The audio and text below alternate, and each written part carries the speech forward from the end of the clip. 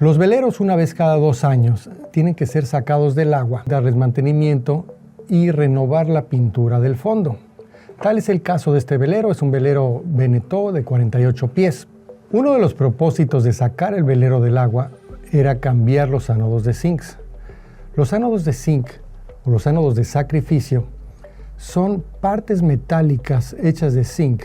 Están diseñadas para prevenir la corrosión galvánica, es decir, que protegen a las partes metálicas vitales del barco, como es la propela, como es el eje y algunas otras partes que están expuestas al agua, las protegen sacrificando el material del ánodo. Cuando este velero fue sacado y cuando ya se observó de cerca la propela, se dieron cuenta que para empezar los ánodos de zinc ya eran prácticamente inexistentes, ya llevaban mucho tiempo que no habían sido cambiados, por lo tanto ya no tenía ánodo de zinc y la propela comenzó a ser corroída fuertemente.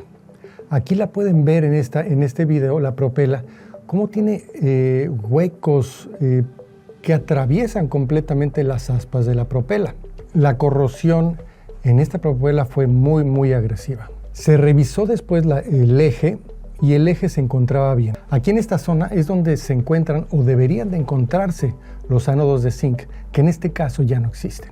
El eje del velero estaba perfectamente conservado. Afortunadamente no había daños en esta parte, que es realmente muy cara si es que quieres reemplazarla. El problema en este caso es que no tenían la propela para cambiarla, no contaban con que la propela iba a estar en estas condiciones. Por lo tanto, lo que se decidió fue pintar el barco, terminar el mantenimiento, con la idea de volverlo a poner en el agua con la misma propela, para que cuando llegara la propela se cambiara debajo del agua. Pero para que este proceso del cambio debajo del agua fuera sencillo, se decidió sacar la propela, engrasar bien el eje y volverla a colocar. Así se hizo y más adelante la propela fue cambiada debajo del agua, se anclaron en una parte tranquila, cambiaron la propela, todo estaba perfecto.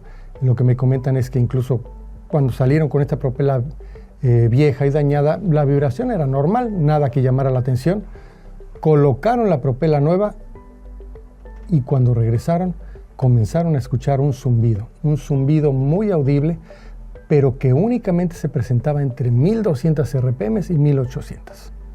Mientras ellos trabajaran el motor debajo de las 1200 RPM o por arriba de las 1800, ese zumbido no iba a aparecer.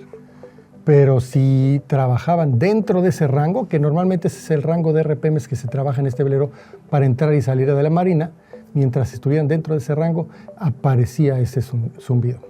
Aproximadamente un mes después, salimos en el velero ya con un sensor para medir las vibraciones, para diagnosticar, para evaluar de dónde viene ese zumbido. Y efectivamente, cuando salimos, desde el momento que comenzamos a acelerar el motor, se comenzó a escuchar ese zumbido.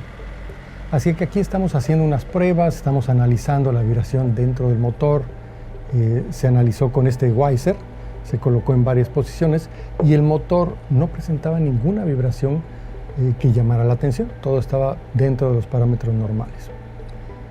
Hasta que colocamos el sensor cerca del sail drive. El sail drive es la caja de transmisión que va del motor en ángulo recto hacia afuera del casco, por debajo, y sale hacia la propela. Ahí es donde sí podíamos observar esta vibración que les estoy mostrando en pantalla. Esta es la grabación de la vibración en donde se observa, para empezar, las frecuencias normales del motor. Aquí es donde se presenta esta zona de los 2500 Hz de vibración, que es extraña, que es fuera de lo normal.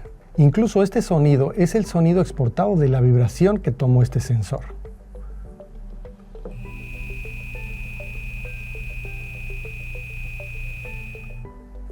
Es bastante fiel al zumbido que se escuchaba en el barco.